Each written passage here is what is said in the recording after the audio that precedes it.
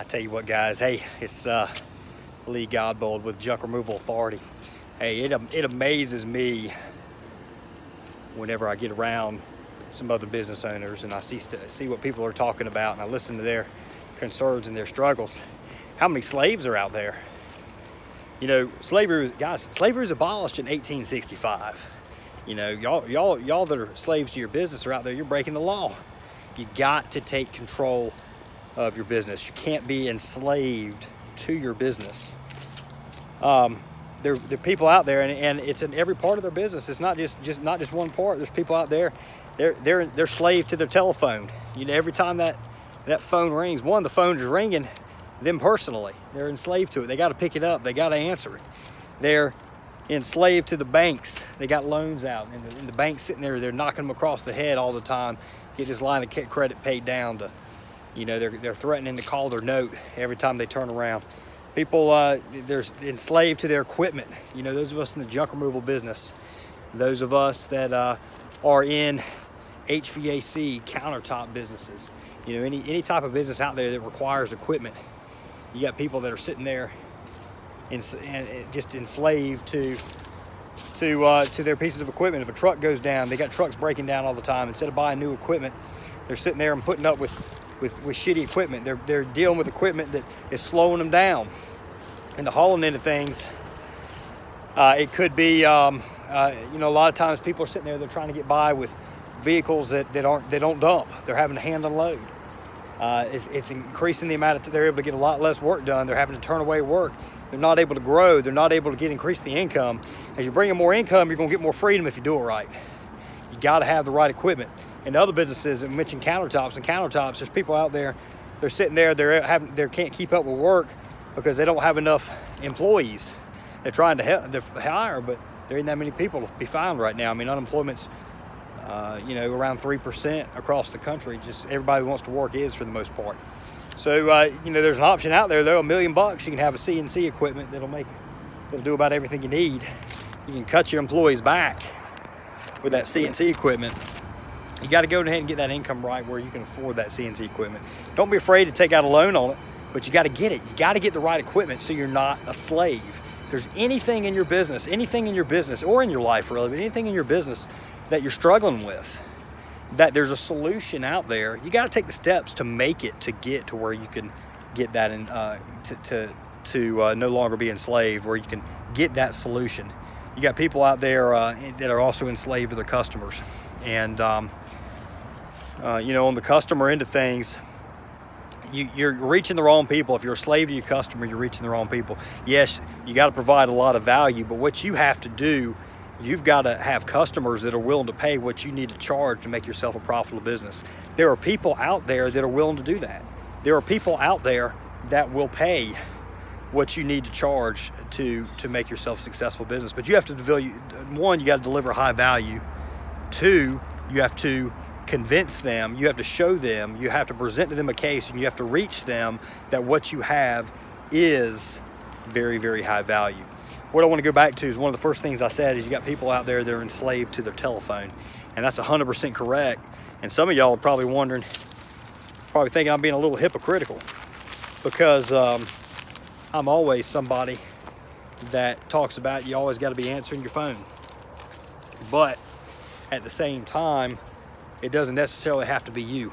When you first get your business started, there's a good chance you're going to be the main one answering the phone. You're going to be the only one that's available to answer the phone. You're going to have to put up with it for a little while. You might have to be a slave for a period of time before you become the master. But you need to be making steps towards becoming that master. You start out, you pay your dues early, you start out, you're a slave, but you got to be getting to the point where you're the one that's whipping your business into shape, that's whipping your life into shape, and your business isn't whipping you into shape. And that's critical.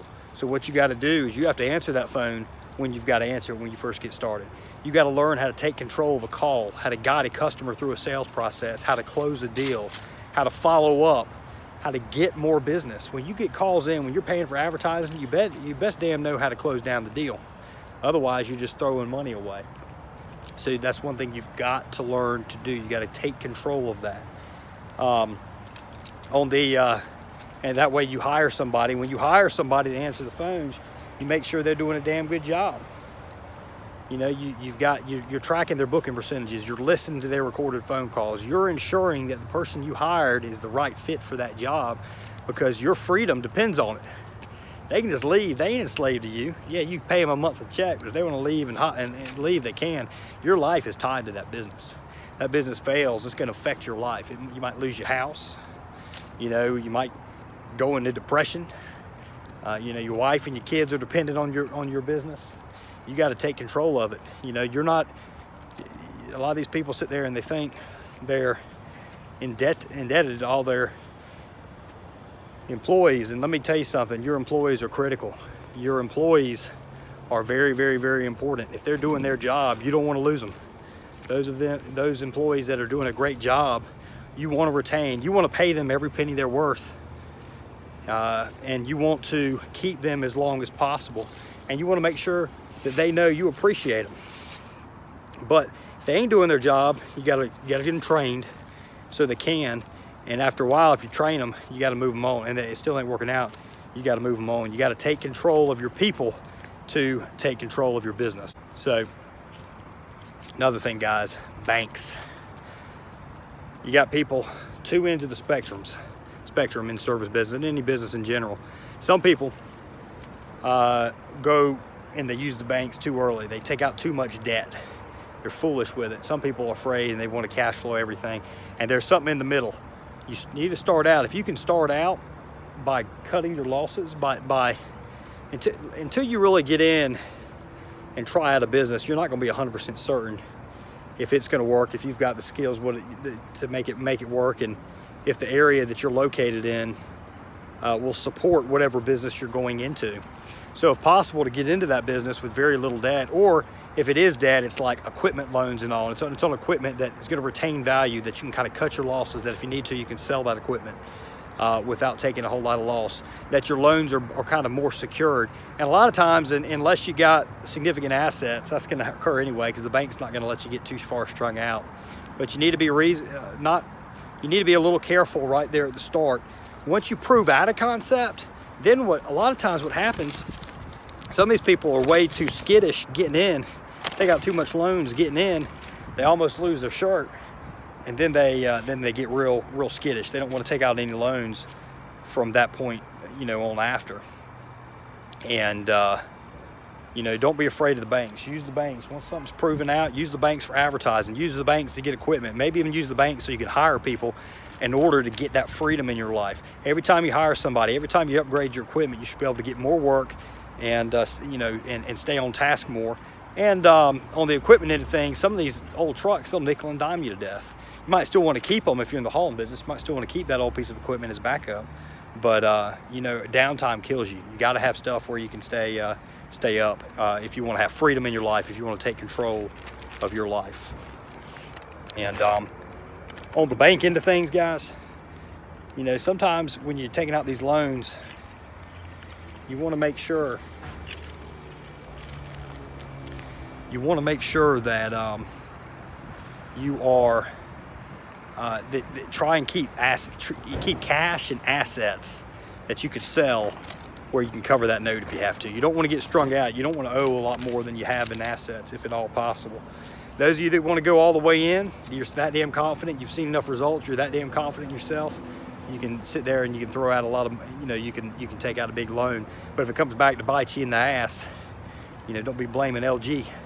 I'm not afraid to do something like that if I have to, if I'm that confident in a situation. I'm not going to sit there and tell you that you're wrong for doing that, but you need to think long and hard. There are, depending on what type of business you're in, a lot of service businesses can be mostly cash flowed and then also with reasonable loans. One of the biggest things, and this is where I defer, one of the biggest things I would take loan out on is for advertising. Guys, advertising works if you stick with it. All advertising pretty much works if you do enough of it and if you stick with it. If you're just kind of, barely doing any at all, you're trying to do it on a real small budget, you're not being shown at the times that people are looking for your product, you're not being shown where people are looking for your product, and you don't give it a long enough period to try it out, it ain't gonna work. You were just wasting that money. But if you make a commitment to advertise, all advertising works as long as you do it long enough. All advertising works as long as you do it long enough. Don't be afraid to take out a loan. for advertising. So what everybody needs to do on this Thanksgiving, that one, rolling into Thanksgiving right now, you need to be thankful, if you're already in business, that you're in business for yourself, that you took that leap, you went out. And then you need to be just freaking determined that this next Thanksgiving, this next time you roll around, you're gonna be thankful because you have a business that runs without you. Start right now, guys. Slavery was outlawed in 1865. Those of you out there that are slaves to your business, you're breaking the law. You need to take control of your life, take control of your business, quit being a slave to it. If you need something, if there's anything in your business that is holding you back, if you can't leave town for 2 months and come back and your business still be running great, then you don't have what you need. You're a slave to your business. Whatever you need, if it's equipment, if it's people, whatever it is, if it's more customers, more advertising, the right customers, you need to recognize that. You know it. You're sitting there, what it is you know it, and you're scared. You're scared to make the next step. You got to grow some balls, got to get brave. You got to take those steps to take control of your life, quit being the slave, and become the master. Y'all have a great Thanksgiving. Check it out.